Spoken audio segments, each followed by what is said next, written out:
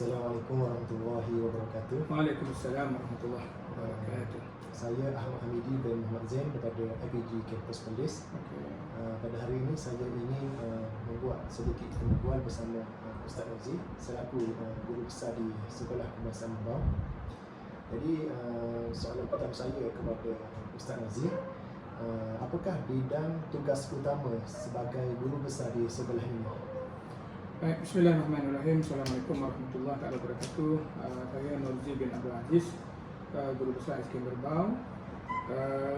Terima kasih Cikgu Hamidi kerana sudi untuk datang ke SK Merbau untuk membuat PBS kan.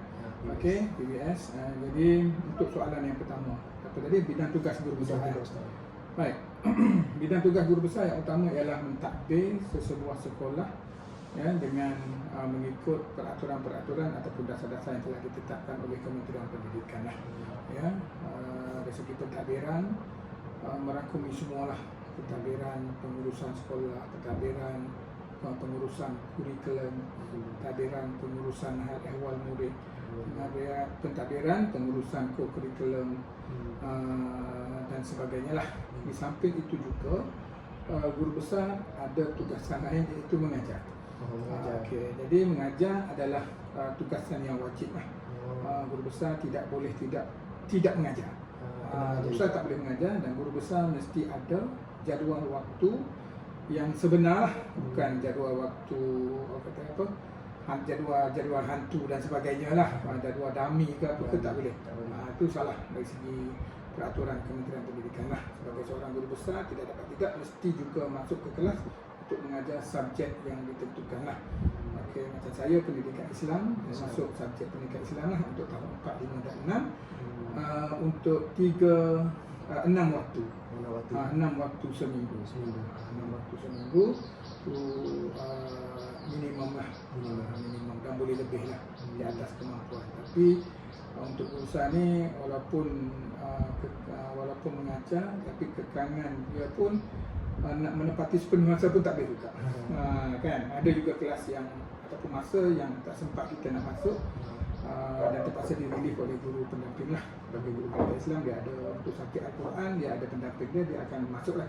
Dan kalau sekiranya saya ada mesyuarat, taklimat, itu semua maksudnya kebetulan dengan jadual tu, hari tu saya ada kelas.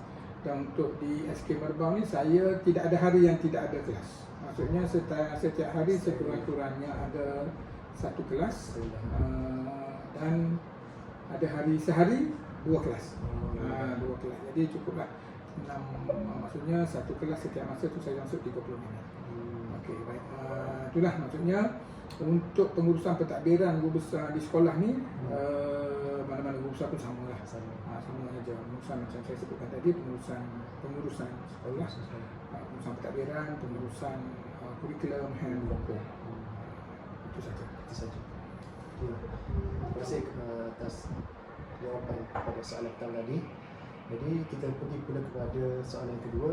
Apakah cabaran yang pernah dihadapi ketika selama Ustaz Razif menjadi sebagai guru besar ni? Okey, baik. Untuk soalan kedua ni, cabaran ni di mana-mana pun ada cabaran. Dan cabaran ini saya pengalaman sebagai guru besar bermula 2017 sehingga sekarang lebih kurang masuk tahun ke-9 lah kan. 9 tahun di 3 buah sekolah. 3 buah sekolah, dan SK Merbau ni sekolah yang pertama saya di 2017 sehingga 2021 di Behrang, SK Behrang Ulu Batu Lapan lah. Batu Lapan Behrang Ulu dekat Tanjung Malim, 3 tahun 6 bulan. Lepas tu saya balik ke Ipoh 2021 Jun sehingga September 2024, dan 1 Oktober saya pelapur diri di SK Merbau ni sehingga sekarang lah. Jadi antara 3 buah sekolah ni sebagai pentadbir, sebagai guru besar di setiap sekolah lain cabaran dia. Macam di SK Behrang Ulu, walaupun dekat dengan Tanjung Malim, sebelum nenek je dengan pekan Tanjung Malim tu, tapi sekolah saya di kampung, ada 30% murid orang asli. Dan sekolah tu adalah sekolah yang full spec lah. Sekolah, walaupun sekolahnya kecil, murid lebih kurang 200 lebih saja, 200 sampai 210. tak silap saya lah. Okey, tapi kita ada prasekolah satu kelas, arus perdana darjah 1 sampai darjah 6, dan kita ada kelas PPKI sebanyak 3 kelas, pendidikan khas integrasi. Jadi prospeklah bagi sesebuah sekolah, dia walaupun sekolah kecil tapi ada semua aliran persekolahan. Dia cabaran berbeza dengan sekolah-sekolah yang tak ada PPKI. Jadi di sana walaupun muridnya sikit, dia ada cabaran lain, iaitu cabaran murid orang asli.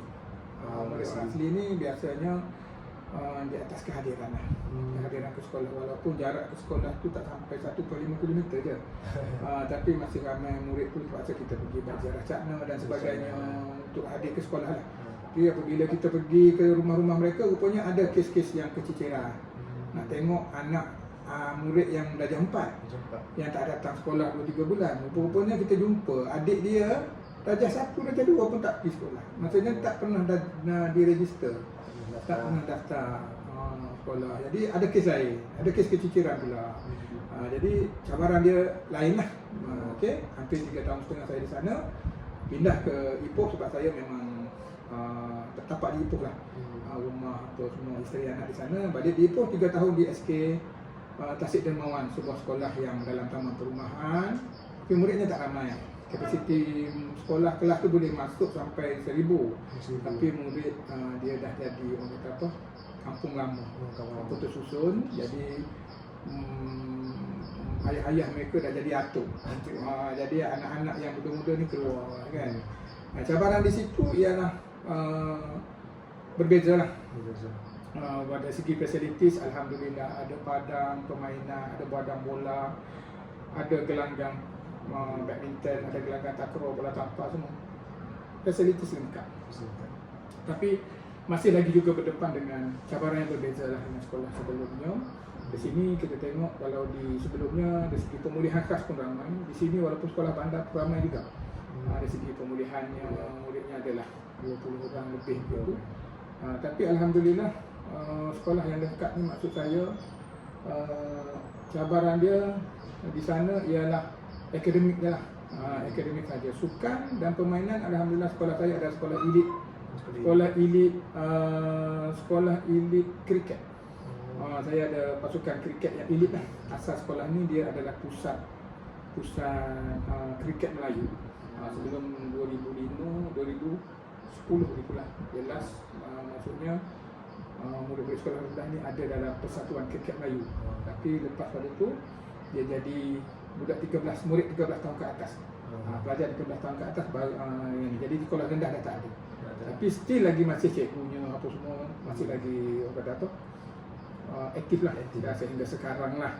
Dia adalah sekolah yang kalau di Ipoh tu antara sekolah top 1 lah yang membekalkan player-player kriket untuk Malaysia. Memang alumni dia memang 4-5 orang, lebih pada 5 orang saya rasa daripada SK Tasik Dermawan adalah menjadi wakil Malaysia sekarang untuk kriket Malaysia. Kriket Malaysia dan tanding kriket. Alhamdulillah lah. Dan yang lain-lain pun okey. Dari segi itu okey. Untuk sekolah yang ketiga ni apabila saya balik Kelantan, saya ni rezekinya memang duduk di bandar. Di bandar, saya sekarang di SK Merbau ni dalam bandar, betul-betul dalam pusat bandar.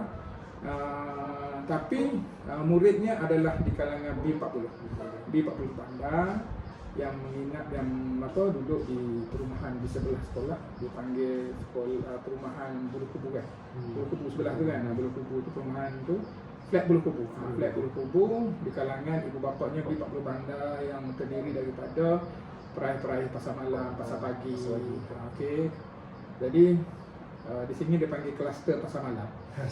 Dia panggil kluster pasar malam sebab Hamidi pun pernah sekolah di sini kan, sekolah di sini. Jadi 10% je lah. Macam Mak Hamidi, mak ayah, cikgu apa semua kan, dapat cikgu. Tapi ada 10% saja yang kaki tangan awam, kaki tangan swasta dan sebagainya lah yang kerja-kerja. Yang lain 90% adalah B40 bandar. Dan kita hampir 160 orang daripada 200, sekarang 305 orang tolak pra lah. Jadi kita ada 280 lebih sahaja murid arus perdana, tapi 160 tu adalah penerima RNT. Maksudnya mereka duduk dalam per kapita yang layak, maksudnya pendapatan yang rendah lah.